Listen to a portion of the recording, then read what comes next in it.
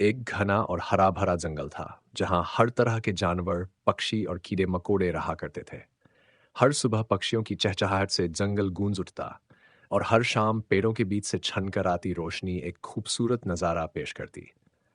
इस जंगल में एक ताकतवर शेर रहता था जिसे सभी जंगल का राजा मानते थे। शेर सचमुच बहुत ताकतवर था, उसकी दहाड़ से पूरा जंगल कांप उठता था। जब वह पानी पीने के लिए तालाब की तरफ जाता, सारे जानवर अपनी जगह छोड़ देते ताकि वह आराम से पानी पी सके। लेकिन शेर सिर्फ ताकतवर ही नहीं, बल्कि समझदार और न्यायप्रिय भी था। वह कभी भी बिना वजह किसी को तकलीफ नहीं देता था और कमजोरों की रक्षा करता था। एक दिन जंगल में हलचल मच गई। एक नया जानवर, चालाक और मक्कार लोमड़ी, जंगल में आ पहुंची।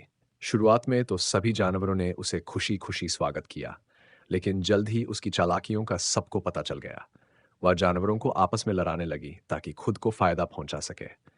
उसने खरगोश से कहा, शेर तो सिर्फ अपने आराम की सोचता है। वो तुम्हारे जैसे छोटे जानवरों की परवाह कब करता है?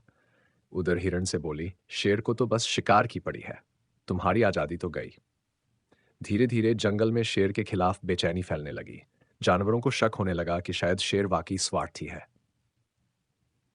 जब शेर को इस साजिश का पता चला तो वह ना तो गुस्से में आया और ना ही कोई जल्दबाजी में फैसला लिया।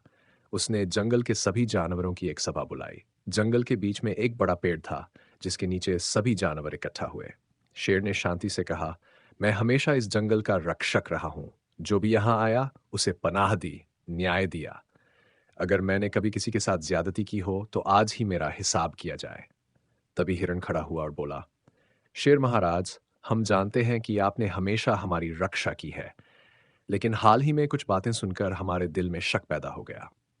शेर ने मुस्कुराते हुए कहा, शक का इलाज सच्चाई से होता है।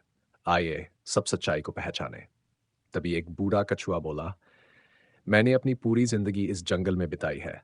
शेर ने हमेशा सबकी मदद की है। वही था जिसने हमें दरियाई घोड़े से बचाया और वही जिसने शिकारियों को भगाया।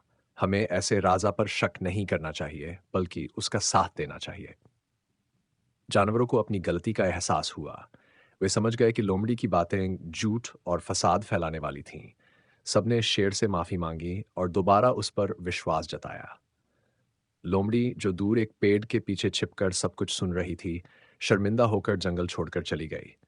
उस दिन के बाद शेर पहले से भी ज्यादा सम्मानित और प्रिय राजा बन गया।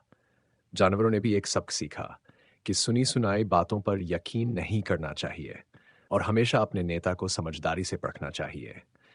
इस तरह जंगल में एक बार फिर से शांति और सुख लौट आया।